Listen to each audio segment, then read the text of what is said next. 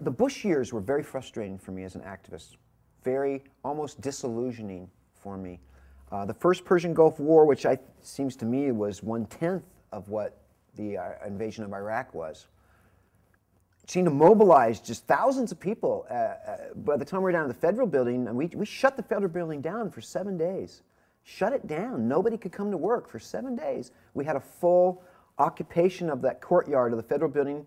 We built a wooden permanent stage in the courtyard with an awning and everything, platform stage. We had 2 24-hour kitchens going on at the Federal Building compound. We had tents inside the Federal Building compound. I was sleeping in a tent on the Federal Building property, which is outrageous. When we first initially did the Federal Building takeover, the Coalition for Peace in the Middle East showed up with these trucks with these big rolls of orange plastic snow fencing. And we unrolled that snow fencing, and we had 3 layers thick. People try to come to work, and we'd be holding up 3 layers thick of snow fencing saying, call in well, your government's sick.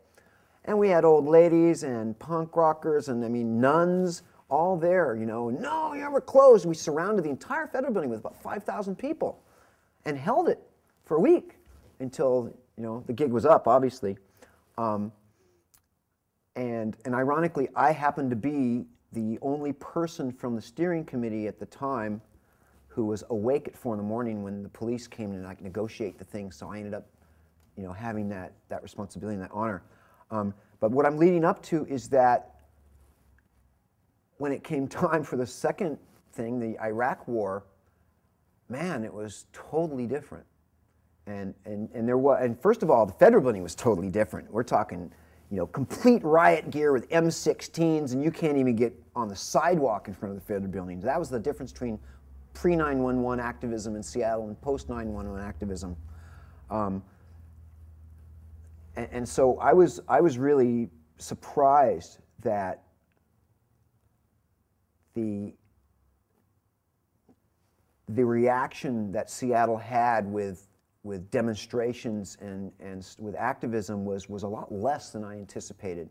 And it seemed like the fear factor from 9/11 was a huge part of that. And from the Bush, I'll say administration, but I think another word, would be more appropriate. I don't think it even was a presidential administration, in the sense that they were busy running a campaign and exploitation for corporate profit instead of really paying attention to what was wrong with the nation.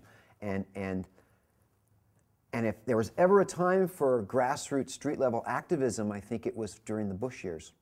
Yet, from what I could see, it was actually more of a lull period comparatively.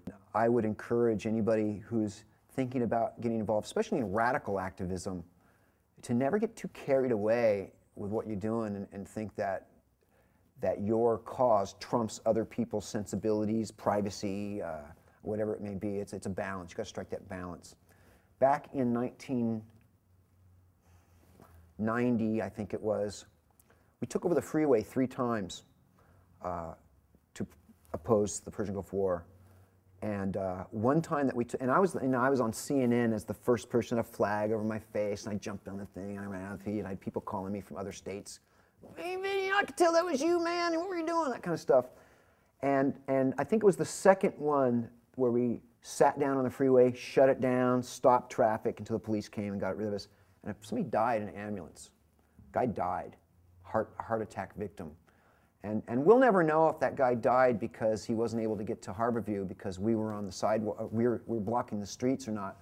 But that had a big impact on me. I thought about that for a long time, trying to figure out whether what we did was the right thing or not, And I'll really never really know that. But it's something that really changed me. It changed the way I looked at my activism, and I realized that that guy's life was important too, obviously, and people on the freeway they're all involved in something that they're doing. And so really, you really have to do a serious cost-benefit analysis and really do some soul searching when you think about civil disobedient activism. You really have to look at what you're doing and make sure that you're not, and the other thing is make sure you're not hurting your cause. Images of angry people with their fists in the air, hurling stuff, to the general public, kind of looks like crazy, fanatical, obsessed people that are out of control. And so you really have to think about what your vehicle is for getting your message out, and kind of how you're going to look to those people that are home eating dinner, watching their TV set. And I think a lot of radical activists miss the boat sometimes on their desire to get their feelings out and their rage and to oppose something, but also what is their message looking like, and is it really, the way they're packaging, is it getting into the minds and hearts of the people that they're trying to reach out to? Economic times like this make it really, really hard on activists. There's no money in activism, at least not on the street level form of it. And so most activists are voluntary peasants. And the less resources there are out there, the less time that you have to devote to things like that aren't going to make you money. And so it's really up to the more, in times like this, it's up to the more creative people who have nonprofits and maybe have grant writers and can actually maybe generate some money to get them through this hard time, because it's going to be tough. So I know one thing, activism is going to take a hit through this economic challenge that we have.